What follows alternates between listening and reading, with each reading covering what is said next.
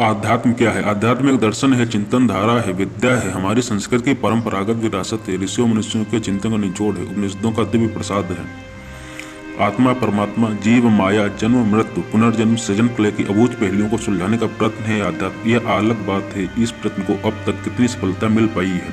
अब तक निर्मित स्थापनाएं, धारणाएं, विश्वास, कल्पनाएं किस सीमा तक यथार्थ की परिधि को छू पाई हैं, यह प्रश्न अंतरित है। इस दिशा में अनंत प्रयत्न अनेक उर्वर मस्तकों द्वारा किए जाते रहे हैं, इनमें कोई संदेह नहीं है। वेदों का रचना काल जो अनुमानित 5000 वर्ष पूर्व का है, वैदिक काल कहा जाता है, तो हमारा देश कृष्ण पशुपालन युग में था। उस समय के निवासी कर्मठ, फक्कड़, प्रकृति प्रेमी, सरल और इस जीवन को भरपूर जीने की लालसा वाले थे।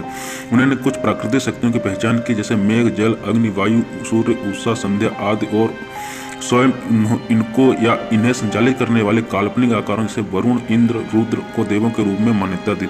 फिर इन्हें प्रसन्न रखने और इनके आक्रोश से उत्पन्न अनिष्ट से अपने जीवन, अपने पशुओं को बचाने के लिए इनके निम्न अनुष्ठान किए जाने लगे। ये अनुष्ठान फिर अपनी कामना पूर्ति और बीमारियों, शत्रु पर विजय पाने के तंत्र के रूप में विकसित हो गए।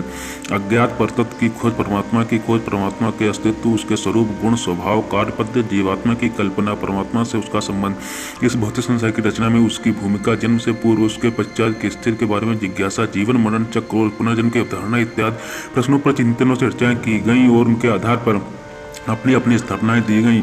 इन्हीं के आधार पर पुराणों और अन्य शास्त्रों में व्याख्याएं, कथाएं, सूत्र, सिद्धांत लिखे और गढ़े गए। आधुनिक भौतिक विज्ञानों के विकास के साथ प्रयोगधर्मी अनुसंधानों, तार्किक चिंतन, गणितीय शोध, खगोल संबंधी विभिन्न खोजों, पृथ्वी के आकार, गति तथा उसकी सूर्य एवं समूचे ग्रह मंडल में स्थित के सही आकलन से पुराने विश्वासों और स्थापना को, आधार को हिला दिया और वे अब अप्रासंगिक लगने लगे। अब जो भी सामने है तर्क और वैज्ञानिक प्रयोगों से प्रमाणित करने योग्य है, वही विश्वसनीय रह गया है। अज्ञात, अबूझ, अप्रतिभात, कल्पनाजन्य, अप्रकट या असिद्ध तत्व अब मान्य है और वैज्ञानिक विचारधारा से मेल खाने वाले नहीं होने के कारण अस्वीकार्य हो गए हैं।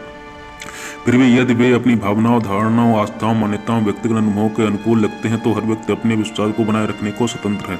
यह भी सही है कि नैतिकता, पवित्र जीवन मूल्य, नकारात्मक कार्यों और विचारों से बचना, सामाजिक और राष्ट्रीय जीवन को आघात पहुंचाने वाले कार्यों को पाप समझना, परोपकार, सत्य, न्याय, कर्तव्य निष्ठा जैसे शाश्वत मूल्य सदैव अपने जीवन को प्रकाशित करते रहे, इसमें कभी किसी का विश्वास नहीं डिगना चाहिए। यही सच्चा आध्यात्म है।